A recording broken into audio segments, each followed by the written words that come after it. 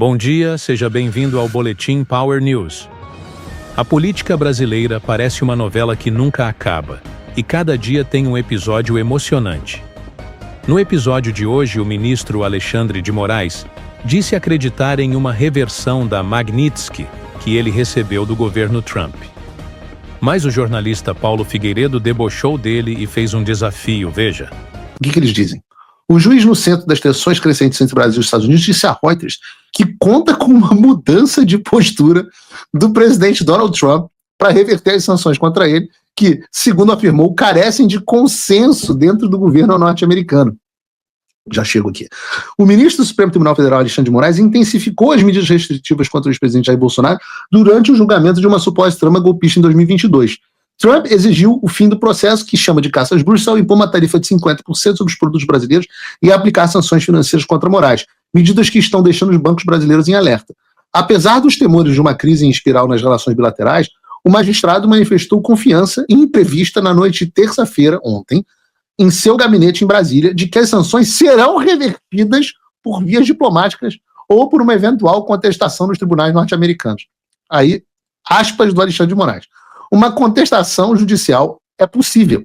E ainda não encontrei advogado ou acadêmico, seja nos Estados Unidos ou no Brasil, que duvide que os tribunais a derrubariam. Ah, meu Deus do céu, o cara acha que os tribunais vão derrubar uma sanção magnífica. Eu peço, câmera 2, ministro Alexandre de Moraes, eu peço uma gentileza. O senhor está dizendo que não encontrou advogado acadêmico, seja no Brasil ou nos Estados Unidos, que não diga que suas sanções sejam derrubadas no tribunal. Então vamos fazer o seguinte, eu pago $100 mil para os seus advogados entrarem com essa ação e derrubarem uma lei Magnitsky. Eu pago $100 mil do meu bolso, não precisa nem recorrer às contas bloqueadas suas. Se você perder, você renuncia. Mas se você ganhar, eu pago $100 mil de honorários para advogados para você aqui nos Estados Unidos. Se ganhar, eu pago $100 mil de honorário. Sabe quantas sanções Magnitsky foram derrubadas na justiça americana até hoje? Entra aí no Google, faz uma pesquisa no ChatGPT. Eu acho que é um acordo justo. Eu estou botando o meu na reta, você coloca o seu. Você renuncia se não forem derrubadas. Coloque o seu destino na mão da justiça dos Estados Unidos. Eu não estou nem preocupado em cair na mão de um juiz democrata. Nem preocupado. Senta o dedo, capricha. Esse é o grau da confiança que eu tenho que as sanções Magnitsky montadas contra você são indestrutíveis. Não só são indestrutíveis, como, além do mérito em si, a jurisprudência nos Estados Unidos de não interferência dos tribunais no poder executivo do presidente são gigantescas. Então, tá feito aqui, eu sei que você acompanha o Paulo Figueiredo do Show, tá feito aqui o desafio. É por isso que o juiz continua dizendo assim, não, mas neste momento, eu escolhi esperar. Essa é a minha escolha. Eu entra na justiça. Eu entro. Então entra na justiça. Eu entro.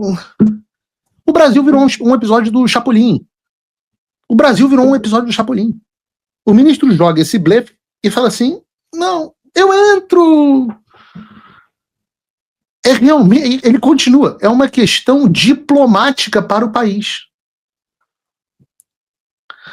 A Reuters continua.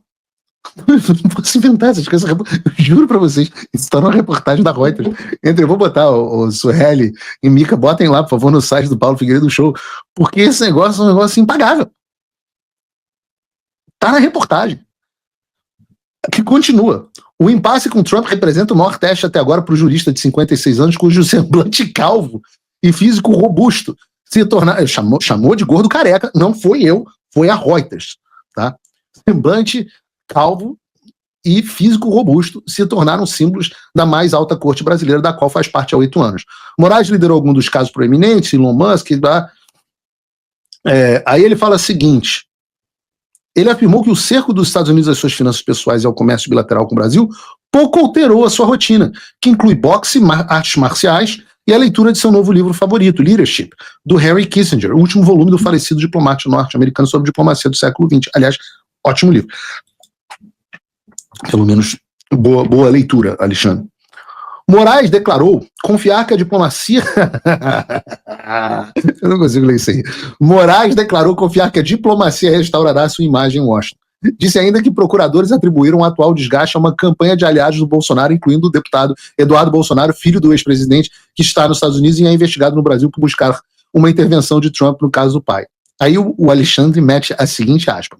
Uma vez que as informações corretas tenham sido transmitidas, como está sendo feito agora, e a documentação chegue às autoridades norte-americanas, acredito que nem será necessária qualquer ação judicial para reverter as sanções. Acredito que o próprio Poder Executivo dos Estados Unidos, o presidente, irá revertê-las, afirmou Moraes.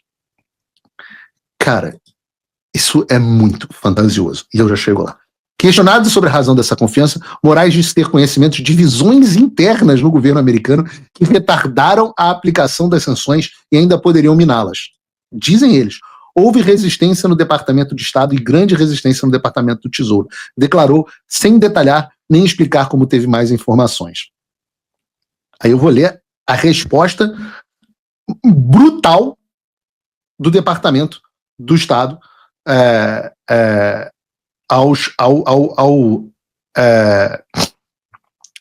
do Departamento do Tesouro ao Alexandre. O que diz o Departamento de Estado? Um ex-funcionário disse o seguinte, não, diz a Reuters, um funcionário do Departamento de Estado com conhecimento do caso disse separadamente a Reuters que as sanções contra Moraes enfrentaram forte oposição de servidores de carreira. Diz aqui, as medidas contra Moraes foram completamente juridicamente inadequadas, diz uma fonte sobre condição de anonimato, acrescentando que os escritórios do OFAC do Tesouro inicialmente se opuseram, mas foram vencidas. Aí vem um porta-voz do Tesouro, que afirma o seguinte, o Departamento do Tesouro e o Escritório de Controle de Ativos Estrangeiros, juntamente com toda a administração Trump, estão em total alinhamento de que Alexandre de Moraes cometeu graves abusos de direitos humanos. E continua, em vez de inventar ficção fantasiosa, Moraes deveria parar de realizar detenções arbitrárias e processos politizados. Dizem que o Departamento de Estado dos Estados Unidos não respondeu de imediato ao pedido de comentário. E ele continua. Moraes disse que os tribunais brasileiros poderiam punir instituições financeiras nacionais que bloqueassem ou confiscassem ativos. Já falamos sobre isso. Agora eu vou ler para vocês o que foi dito. Em primeiro lugar, aliás, antes de eu ler o que foi dito a mim sobre esse tema, deixa eu dizer uma coisa para vocês. É claro que existe o Deep State americano. O que é o Deep State? É o que eles estão falando aí na reportagem da Reuters. São os funcionários do Estado profundo. São aqueles funcionários de carreira que estão dentro da administração e que não são nomeados políticos, não são tomadores de decisão. São diplomatas de carreira e por aí vai. Essas são as pessoas que implementaram a ditadura brasileira, primeiro no início ainda sob o governo Trump, com os programas de desinformação, tentaram derrubar o próprio Donald Trump do governo, como aliás estão deixando claras as investigações do FBI e do Departamento de Justiça americano, no caso lá da Rússia, e foram responsáveis. Em 2019 o FBI estava treinando gente do TSE em combate à desinformação, a gente sabe disso. Essas pessoas de fato existem. Mas eu tenho que dizer, como uma pessoa que está lidando com a administração Trump há pelo menos 7 meses, eu nunca enfrentei resistência nenhuma em nenhum departamento. Para dizer a verdade, eu cheguei a estranhar não haver nenhum tipo de resistência em lugar algum. Minto, teve um funcionário, que é uma pessoa que deveria estar envolvida nesse processo, mas foi totalmente escanteada, que falou assim, talvez a gente devesse fazer sanções de visto, mas não devemos fazer sanções magníficas contra o Alexandre, seria uma resposta muito dura. Esse cara foi imediatamente escanteado. Deixa eu explicar para vocês como é que funciona a administração Trump. Donald Trump manda e todo mundo obedece. Não tem espaço dentro da administração. Hoje, os funcionários da administração Trump 2.0, todos eles foram vetados pelo gabinete pessoal do Donald Trump. Não há nenhum appointee político, nenhum nomeado político que não tenha sido vetado pelo presidente dos Estados Unidos. Significa que, analisado pelo escritório e visto se é uma pessoa que está disposta a implementar as decisões do presidente. Qualquer tentativa de ir numa outra direção é completamente queimada. Eu posso dizer a vocês que no primeiro escalão, no segundo escalão, no terceiro escalão, no quarto escalão político, não há nenhuma dúvida da direção que vai ser seguida. Se vocês não acreditam em mim, esperem os próximos acontecimentos. Ora, nós saberemos em breve. Eu tive em Washington na semana passada, não é segredo para ninguém, eu posso dizer que tive com o próprio secretário do Tesouro, que é quem manda no Tesouro, que é quem faz a OFAC. Eu estive no Departamento de Tesouro, fotos públicas. Eu estive também dentro da Casa Branca. Eu estive também dentro do Departamento de Estado. Eu passei a tarde de quinta-feira inteira no Departamento de Estado. E eu posso dizer, Alexandre, tira o seu cavalinho da chuva. Quando eu perguntei a uma pessoa, antes de entrar no ar, o que ela achava sobre isso, vou ler aqui. Isso é bullshit. Isso foi um vazamento de funcionários de carreira sem importância. A liderança do Departamento de Estado e do Departamento do Tesouro está 100% em lockstep, ou seja, está fechada 100%. Existe 0% de chance do Moraes, 0,0% de chance do Moraes sair da lista. O Brasil vive um caos sem precedentes, e parece que é exatamente isso que as autoridades querem. Esse foi o boletim de hoje. Inscreva-se no canal, isso nos ajuda bastante. Eu sou Augusto Garcia e falo diretamente de Brasília.